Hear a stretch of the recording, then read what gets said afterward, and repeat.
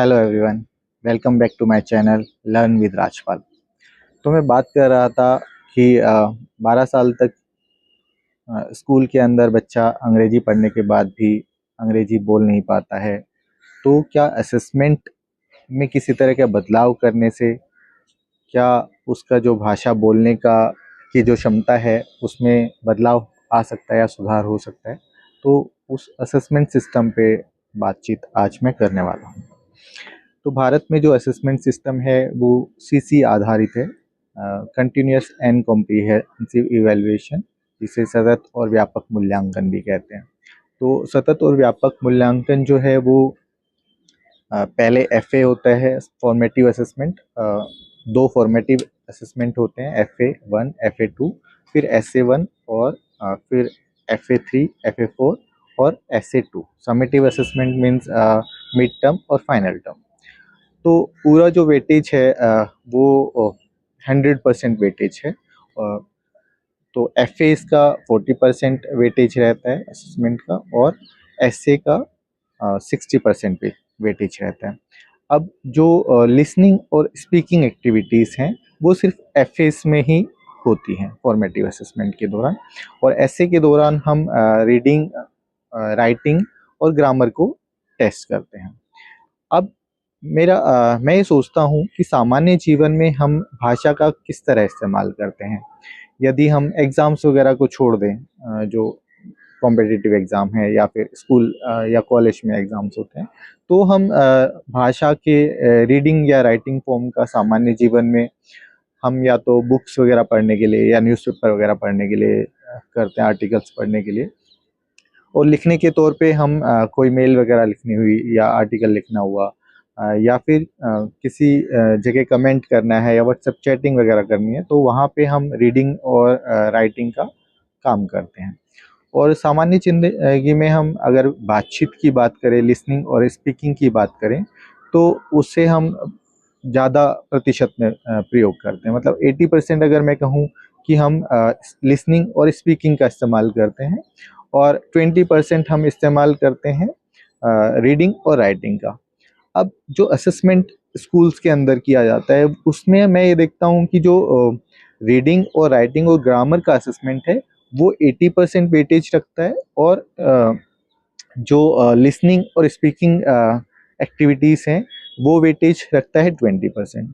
तो मेरा ये सवाल है कि क्या मतलब इसमें किसी तरह का बदलाव किया जाए कि हम सामान्य जीवन में जो चीज़ हमें आवश्यक है, जो ज़रूरी है, वो है सुनना और बोलना। तो अंग्रेजी भाषा अगर कोई 12 साल तक नहीं बोल पाया, तो क्या ये भी एक कारण है कि उसका जो असेसमेंट लिया जा रहा है वो मेन फोकस रीडिंग, राइटिंग और ग्रामर पे है, स्पीकिंग और लिसनिंग पे नहीं है? तो उसमें किसी तरह का बदलाव करने से क्या उसको अंग्रेजी सीखने में मदद मिलेगी? एक और है कि IB करिकुलम में अगर मैं बात करूँ तो वहाँ स्पीकिंग एक्टिविटीज़ के लिए 30% तक वेटेज रखा जाता है। दिल्ली स्कूल्स में भी IB करिकुलम अपनाया जा रहा है, या जो अपब्रिंगिंग जो अच्छे स्कूल्स हैं उसमें भी IB करिकुलम को लाया जा रहा है। तो वहाँ पर जो IB करिकुलम में जो असेसमेंट होता है लैंग्वेज का, वो लैंग्वेज में क्लास आधारित नहीं होता। मतलब आप 6 या 7th या 8th क्लास में इस आधार पे आपका असेसमेंट नहीं होगा सेकंड लैंग्वेज लर्निंग का। भारत में भी जो अंग्रेजी है वो सेकंड लैंग्वेज लर्निंग के तौर पे हम सीखते हैं। तो वहाँ पे जो लैंग्वेज का असेसमेंट होता है वो इस आधार पे होता है कि बच्चा बिगनर लेवल पे है। मान लो 6th क्लास में ही स्टूडेंट है, तो 6th क्लास का एक स्टूडेंट हो सकता है बिगनर लेवल पे हो सकता है, एक हो सकता है इंटरमीडिएट लेवल पे हो सकता है, और एक हो सकता है एडवांस स्टेज पे हो सकता है। तो जो उसका असेसमेंट होगा वो एक ही क्लास के बच्चे का 3 लेवल अलग अलग ग्रुप्स होंगे, तो अलग ग्रुप्स के आधार पे होगा।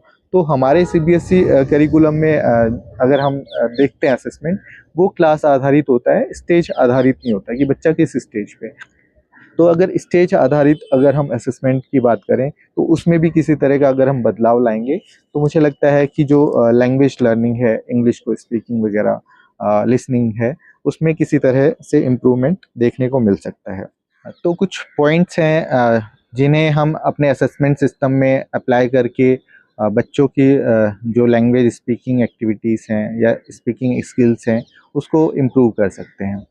तो हम अपने जितने भी असेसमेंट्स हैं उसमें स्पीकिंग एक्टिविटीज़ को इन्वॉल्व कर सकते हैं। बच्चे अपने इंट्रोडक्शन दे सकते हैं, किसी पिक्चर को देख कर के उस पे बोल सकते हैं, रोल प्ले कर सकते हैं, स्टोरी टेलिंग वगैरह हो सकता है। इसी तरह हम लिसनिंग एक्टिविटी को भी हर असेसमेंट में इन्वॉल्व करें। लिसनिंग में हम बच्चे को कोई पोएम सुना सकते हैं, कोई स्टोरी सुना सकते हैं, कोई पॉडकास्ट सुना सकते हैं, कोई वीडियो दिखा सकते हैं। उस आधार पे बच्चा उसको समझ करके कुछ सवाल अगर हम उसके आधार पे करते हैं, वो उनके जवाब दे सकता है। और लिसनिंग के बाद कुछ डिस्कशन वगैरह उन टॉपिक्स पे कराया जा सकता है। एक और पॉइंट है कि बच्चे पेयर में या ग्रुप में काम कर सकते हैं, तो पेयर में रोल प्ले हम करा सकते हैं या ग्रुप में। इसी तरह किसी टॉपिक पे डिस्कस किया जा सकता है जो सामान्य मुद्दों से संबंधित हों, तो उन पे बातचीत के द्वारा बच्चे की लिसनिंग और स्पीकिंग स्किल्स डेवलप होंगी। एक और पॉइंट ये हो सकता है कि प्रेजेंटेशन 2 से 3 मिनट बच्चे को कुछ विषय दिया जाए और बच्चे उस पे अपनी प्रेजेंटेशंस दें। तो इस तरह से अगर हम ये 4 पॉइंट जो मैंने आपके साथ डिस्कस किए, इन्हें अपने असेसमेंट सिस्टम में लेकर के आएँ, तो कहीं न कहीं बच्चे के अंदर जो भाषा को समझना और उस भाषा में अपनी बात रखना, वो शायद उसमें सक्षम हो पाएगा।